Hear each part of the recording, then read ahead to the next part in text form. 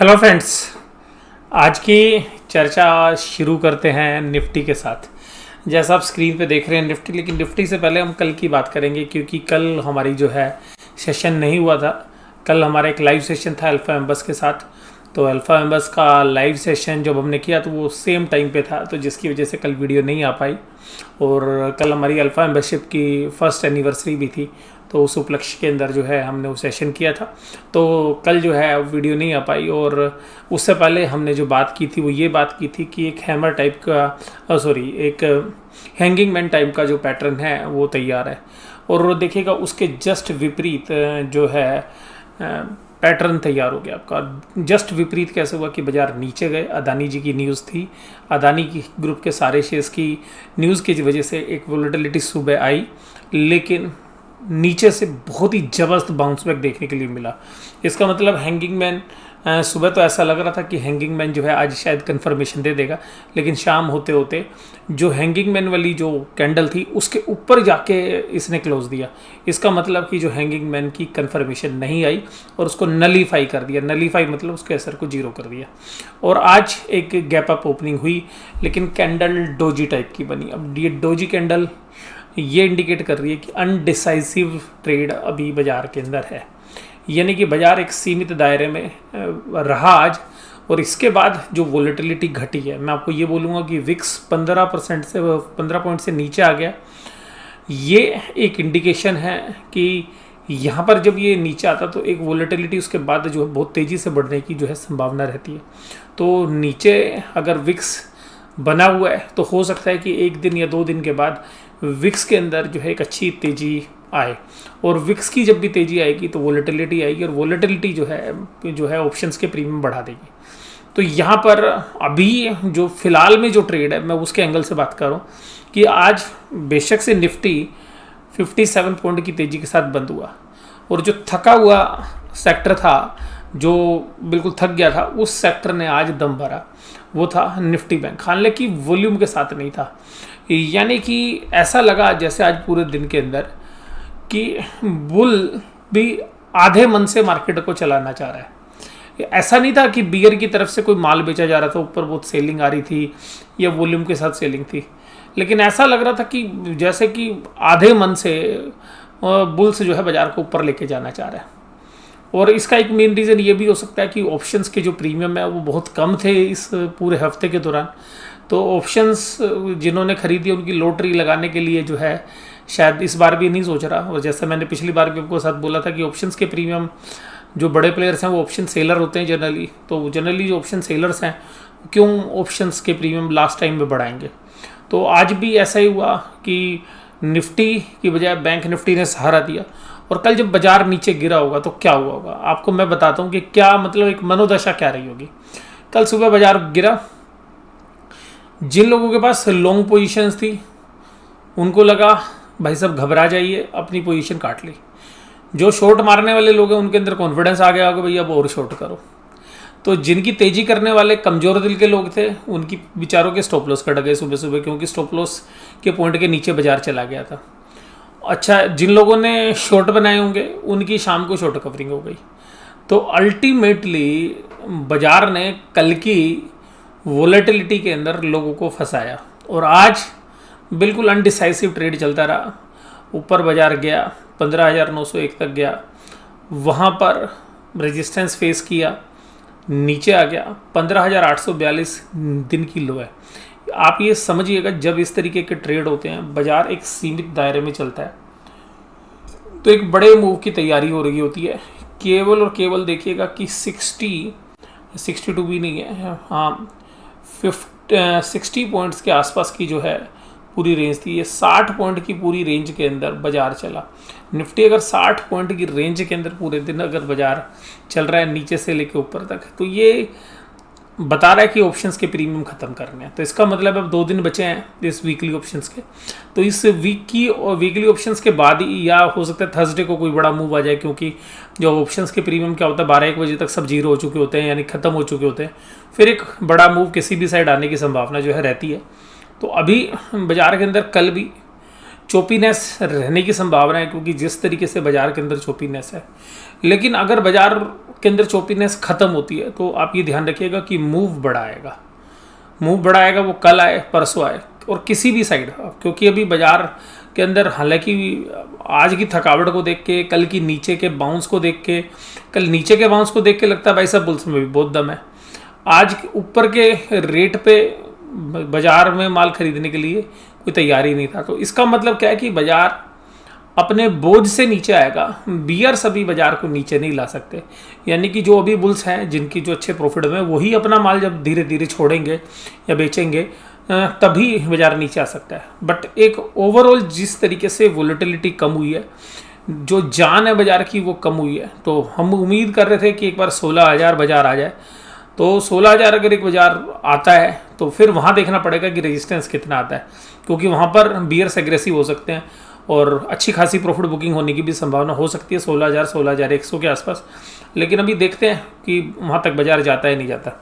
अब चार्ट तो देखिएगा मजबूत भी नहीं है और कमज़ोर भी नहीं है, क्योंकि आज हालांकि डोजी कैंडल है।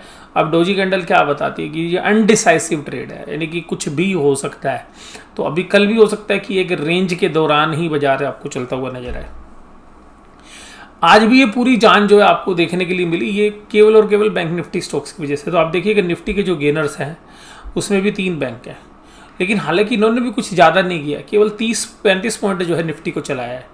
उधर से फाइनेंशियल में बजाज फिनसर्व और बजाज फाइनेंस में सेलिंग आ गई, एशियन पेंट्स, इन्फोसिस। तो अब यहाँ पे ऐसा लग रहा है कि बाजार खुद एक ओवर वैल्यूड सिचुएशंस के अंदर है। और एक और सबसे खास बात मुझे ऐसा लगता है, क्योंकि जब इस थर्सडे के बाद ऑप्शंस के ट्रेड बनेंगे या फ्यूचर्स के ट्रेड बनेंगे, तो वो अगले महीने जो रिजल्ट आने हैं उसको कहीं ना कहीं जो है कैप्चर करने की कोशिश करेंगे। तो जिसकी वजह से हमें लगता है कि बाजार के अंदर बुलिशनेस रुक गई है, बेचने वाले बेचने के लिए तैयार नहीं है, खरीदने वाला नया खरीदने के लिए तैयार नहीं है, जिसकी वजह से डोजीनेस है। अब अगले महीने जो रिजल्ट आएंगे, यानी कि जो जुलाई में रिजल्ट आएंगे लगभग 10 तारीख के बाद से, तो उसकी तैयारी जो है बाजार इस वीकली एक्सपायरी के बाद करता हुआ नजर आएगा। तो उनको अगर हम देखें तो रिजल्ट उम्मीद ये है, क्योंकि पीछे जो सीज़न गया आपका अप्रैल और मई, वो काफ़ी अफेक्टेड था कोविड से, तो उसका असर जो है वो शायद ऊपरी लेवल से थोड़ा सा कंफर्ट जो है बुल्स को भी नहीं दे रहा होगा, क्योंकि बुल्स भी जो है एक बार बैकफुट पे आ जाएंगे और रिजल्ट का इंतजार करना चाहेंगे। तो जिसकी वजह से मुझे लगता है कि जो ऑप्शंस के प्रीमियम है वो कम होने का भी मुख्य कारण यही है कि अनडिसाइसिव जो है ट्रेड्स यहाँ पर बने हुए हैं। और अगर बुल्स अगर खरीदना भी कम कर रहे हैं तो बियर्स अभी माल तो बेच नहीं रहा, तो इसलिए बाजार जब भी नीचे की तरफ गिर रहा है तो वहाँ से पुल बैक आ रहा है। तो या तो ये हो सकता है कि रिजल्ट आने के समय पर प्रॉफिट बुकिंग हो या रिजल्ट से पहले प्रॉफिट बुकिंग हो। तो अब ये देखना पड़ेगा कि प्रॉफिट बुकिंग तो आएगी, रिजल्ट देख के प्रॉफिट बुकिंग आएगी। अगर रिजल्ट अच्छे आ गए तो उसकी उम्मीद बहुत कम है, तो वहाँ पे प्रॉफिट बुकिंग आएगी। दूसरा कि प्रॉफिट बुकिंग पहले ही कर ली जाए बाजार के अंदर, या आधी प्रॉफिट बुकिंग एक्सपायरी के आसपास होनी शुरू हो जाए, एक्सपायरी से 2-3 दिन पहले, तो आपको मंदी के सौदे भी बनते हुए नजर आएंगे। लेकिन इस वीक में नहीं, अगले वीक के अंदर मुझे लगता है कि जैसे ही थर्सडे जाएगा या थर्सडे के मिड से ही आपको वोलेटिलिटी देखने के लिए शुरू हो जाएगी दोबारा से। तो ये जो चोपीनेस है ये शायद थर्सडे के मिड यानी कि दोपहर से या वेडनेसडे की जो है इवनिंग से यानी कि कल शाम से एक या तो वोलेटिलिटी जो है तैयार हो जाएगी, या थर्सडे की एक्सपायरी के बाद ही जो कुछ है वो देखने के लिए मिल सकता है। तो वोलेटिलिटी जब तक नहीं आएगी तब तक बाजार में इसी तरीके से अनडिसाइसिव ट्रेड जो है देखने के लिए मिल सकते हैं। जिन सेक्टर्स के अंदर रिजल्ट अच्छे आएंगे वहाँ पर जैसी प्रॉफिट बुकिंग आएगी नीचे की तरफ, तो जो मनी है वो शिफ्ट करती हुई भी नजर आएगी, यानी कि बाजार गिरेगा नहीं, बाजार एक सेक्टर से निकलकर दूसरे सेक्टर में शिफ्टिंग कर सकता है। और इसीलिए ध्यान रखिएगा कि बैंकिंग के अंदर जो है बाजार को पता है कि वीकनेस आ सकती है। तो आप देखिएगा पूरी की पूरी अगर आप 900 पॉइंट की रैली देखें, 15,000 से 15,900 की रैली देखेंगे, तो बैंक निफ्टी ने रैली की नहीं है। जब 15,000 पर निफ्टी था तब बैंक निफ्टी 35,100 पे था, 35,100 पे। और अभी 900 पॉइंट चलने के बाद भी बैंक निफ्टी के अंदर मूव नहीं आया। तो बहुत लोगों का मानना है कि अब निफ्टी को 16,000 करने के लिए बैंक निफ्टी को चलना होगा, जिस तरीके से आज देखा अभी आपने बैंक निफ्टी चला, लेकिन बैंक निफ्टी में भी कॉन्फिडेंस नहीं आया। और सीधी बात यह है कि जो ऑप्शंस के ट्रेड है वो इस हफ्ते भी ये नहीं बता रहे कि शायद ऊपर के रास्ते भी खुलते हुए आपको नजर आएंगे, क्योंकि ऑप्शंस के प्रीमियम है नहीं। तो जो भी मूव आपको देखने के लिए मिलेगा उसके लिए शायद अभी हमें थोड़ा इंतजार करना पड़ेगा। अभी ऐसे दौर में है बाजार कि जहां पर ट्रेड जो है वो किसी भी साइड के जो है नहीं बनते हैं फ्रीक्वेंटली। तो जब तक एक मूवमेंट नहीं आएगा तब तक ट्रेड से जो है हमें लगता है कि पोजीशंस हल्की रखनी चाहिए, या जब ट्रेडर्स के लिए जब एक डिसाइसिवली किसी भी तरफ बाजार चलता है तो उसी तरफ के जो है सौदे बनते हुए नजर आएंगे। ये देखिएगा, ये बाजार के एडवांस डिक्लाइन रेशियो भी आज यही कह रहे थे। एडवांस सुबह काफ़ी अच्छे थे लेकिन शाम होते होते कम हो गए, डिक्लाइन वाले गिर गए। तो ऐसा नहीं कोई गिरा बहुत एक्स्ट्राऑर्डिनरी है, और या ऐसा भी नहीं है कि बहुत एक्स्ट्राऑर्डिनरी तेजी रही। तो ना एक्स्ट्राऑर्डिनरी तेजी थी आज ब्रॉडर मार्केट में भी, ना एक्स्ट्राऑर्डिनरी गिरावट थी। शेयर स्पेसिफिकली बात करूँ, कैश मार्केट में DIs और FIIs बराबर हैं। जितना FIs ने बाय किया 633 करोड़ का, उतने DIs ने सेल कर दिया। मैच फिक्सिंग चल रही है। कल इन्होंने 500 करोड़ बाय किया, सेल किया था FIs ने, कल DIs ने 544 करोड़ सेल कर दिया था। तो ये लग रहा है कि मतलब मिलजुल के काम हो रहा है। देखिएगा इंडेक्स के अंदर कल जबरदस्त सेलिंग के बाद आज हल्की सी मतलब न्यूट्रल थे आज FIs, और स्टॉक फीचर्स के अंदर लगातार बाय कर रहे हैं। पिछले महीने के अंदर क्या हो रहे थे, FIs स्टॉक फीचर्स को क्या कर रहे थे, सेल कर रहे थे, अब बाय कर रहे हैं। तो ये भी हो सकता है कि जो पिछले महीने शॉर्ट किए थे वो इस महीने के फ्यूचर्स होंगे, स्टॉक फीचर्स शायद उनको कवर कर रहे हो। तो ये जो है डिसाइसिवली कह पाना बड़ा मुश्किल है। आज देखिएगा बैंक निफ्टी भी कुल मिलाकर 400 पॉइंट में चला है। हालांकि कल अच्छी वोलेटिलिटी थी, तो कल ऑप्शंस के प्रीमियम बढ़ गए थे दिन में, लेकिन शाम होते होते फिर देखिएगा वो प्रीमियम खत्म हो गया। देखिएगा आज पूरे दिन आप कैसे चलता है बैंक निफ्टी। अब एल्गो के अंदर ट्रेड चल रहे हैं। अब अगर आप देखेंगे तो मशीनों में जो है ट्रेड फिट है। तो मशीनों में जिस तरीके की ट्रेड फिट है वो एक दायरे में चलते हैं। कभी कभी एकदम सीधा सा 50-60 पॉइंट का झटका आता है और वो ऑप्शंस के प्रीमियम बढ़ते हैं। मशीनें जो है एल्गो ट्रेड्स उसको सेट कर देती हैं, उसका थोड़ी देर फिर बाजार ऊपर की तरफ आया था। तो अनडिसाइसिवली ट्रेड जो है आज देखने के लिए मिले, और मशीन का ज़्यादा यूज़ हो रहा है ट्रेड में। तो आप ये मान भी सकते हैं कि मशीनों के हिसाब से ट्रेड होते हैं। तो वो ट्रेड जो है अभी आज ऑप्शंस के हिसाब से सेट थे, तो वो ऑप्शंस के हिसाब से जो ट्रेड थे वो आपको नज़र भी आए। देखिएगा निफ्टी के मुकाबले में बैंक निफ्टी की आज की कैंडल जबरदस्त है, लेकिन आप ये देखिएगा कि निफ्टी बैंक के अंदर भी जो परसों की कैंडल थी, कल की नहीं कह रहा, परसों की कैंडल थी, यानी कि जो भी फ्राइडे के दिन, उस कैंडल के हाई पे क्लोज नहीं दे पाया। तो इसका मतलब है कैंडल तो मजबूत है कल के मुकाबले में। तो कल की नीचे से बाउंस थी तो वो मजबूत हो गई थी कैंडल, आज भी मजबूत है कैंडल। लेकिन जो परसों की कैंडल है, जब तक वो उसके ऊपर क्लोजिंग नहीं दे रही तो निफ्टी बैंक में वीकनेस रह सकती है। तो अभी भी देखिएगा 35,000 के दायरे के आसपास मुझे लगता है कि 35,000 पे जितने भी ऑप्शंस के ये जो बड़े प्लेयर्स हैं, इन्होंने 35,000 के आसपास ही सारी ऑप्शंस को शायद पुट और कॉल दोनों को लोगों को खरीदवा रखा है, और शायद ये 35,000 के ऊपर ही एक्सपायरी कर देंगे, उससे 50-100 पॉइंट ऊपर नीचे दोनों साइड में। और सभी ऑप्शंस के जो बायर्स हैं उनके विचारों के इस बार के फिर प्रीमियम गायब होते हुए नजर आएंगे। उम्मीद के हिसाब से बता रहा हूँ। आज चले क्या बैंक निफ्टी के अंदर, देखिएगा ICICI बैंक ने सेंचुरी मारी, नीचे से ऊपर खींच के लेके आए। HDFC बैंक देखिएगा नीचे से ऊपर खींचा तो दिन में तो सुस्त हो गया, तो फिर एक्सिस बैंक, बंधन बैंक, इंडसइंड बैंक। लेकिन ये ध्यान रखिएगा नीचे से ऊपर खींचते तो नज़र आ रहे हैं, लेकिन भाई साहब वॉल्यूम भी नहीं है, जान भी नहीं है। आ रहे हैं सेलर भी थोड़ा थोड़ा माल बेच रहा है, बायर भी खरीदने वाला वो भी थोड़ा थोड़ा है, तो वॉल्यूम भी बहुत नीचे की तरफ है। SBI में वीकनेस है, तो ये इंडिकेट कर रहा है कि बाजार एक बार तो थक गया है, एक बार बाजार भी जो है सांस लेना चाहता है, लेकिन वो एकदम गिरावट के रूप में सांस लेगा इसकी संभावना भी कम लग रही है। देखिएगा Asian Paints, Axis Paint, ICICI, HDFC, HUL, Britannia, SBI life और इंडसइंड बैंक, ये सब आज तेजी में थे। लेकिन देखिएगा वो जो 6-7% के मूव होते थे वो गायब हो गए। अब देखिएगा एशियन पेंट्स आज का टॉपर भी 3% है, सब 1% के आसपास है, 1-2% के आसपास। एक्सिस बैंक भी 2% चला है। वॉल्यूम देखिएगा 9.68 मिलियन, इसमें जनरली जो है 25 से 30 मिलियन का वॉल्यूम होता था, तो 1/3 वॉल्यूम पे काम किया आज भी, मतलब इतनी तेजी के बावजूद भी। डिवीज लैब में देखिएगा 1.57, कोल इंडिया, बजाज फिंसर्व, हिंडाल्को, डॉक्टर रेड्डीज, टाटा मोटर, अदानी पोर्ट, सिप्ला, टाइटन, विप्रो, सन फार्मा, ये सब कमजोरी वाले थे। और ऑप्शंस के डेटा क्या कह रहे हैं पुट कॉल, तो पुट कॉल कह रही है 1.52। अभी 1.52 कुछ नहीं कहती, ना तेजी कहती ना मंदी कहती। बैंक निफ्टी 1 से कम है, तो ये भी कुछ ऐसा नहीं है कि, क्योंकि बैंक निफ्टी 1 से नीचे ही रहती है नॉर्मली, तो यहाँ पर भी कुछ ट्रेड नहीं बता रहा। अगर आप ऑप्शंस में देखें तो ऑप्शंस में काफ़ी कंफर्टेबल है। ऑप्शन में देखिएगा कॉल राइटिंग 15,900 पे हुई और 15,900 के बाद 16,000 पे हुई, 60,000 में लगभग 11,000 कॉन्टैक्ट लिखे गए। लेकिन वहीं देखिएगा 15,800 पर 18,000 कॉन्टैक्ट लिख दिए गए अकेले। इसका मतलब ये है कि 15,800 एक बेस बना दिया है। 15,800 ऑप्शन ट्रेड ये कह रहा है कि सबसे हाईएस्ट ओपन इंटरेस्ट भी यहीं पे है कॉल और पुट में मिला के, क्योंकि अगर कॉल में भी करेंगे तो 45,000 का 15,900 पे। तो आप ये मान के चलिएगा कि ये जो एक्सपायरी है जो परसों होगी, ये निफ्टी की 15,800 से ऊपर कराने का जो है मन जो है बुल्स ने करा लिया है, और यहाँ पे जबरदस्त जो है पुट राइटिंग आपको देखने के लिए मिलेगी। इसी तरीके से कॉल राइटिंग 15,900 पे है, तो इसके ऊपर भी बाजार जो है जाएगा तो अटकेगा। और उसके अलावा 16,000 पे भी 54,000 का कॉन्ट्रैक्ट है, तो ये 54,000 16,000, तो आप मैक्सिमम से मैक्सिमम इस महीने के अंदर, सॉरी इस हफ्ते की वीकली एक्सपायरी देखिएगा। नॉर्मल केस के अंदर तो 15,800 से 16,000 के बीच में हमें लगती है। और अगर थोड़ा सा और मान लेते हैं कि हल्की फुल्की प्रॉफिट बुकिंग और आती है, तो 46,000 के जो कॉन्ट्रैक्ट्स हैं वो 15,700 पे, तो 15,700 से नीचे जो है शायद हमें नहीं लगता कि जो है एक्सपायरी यहाँ पे हो सकती है।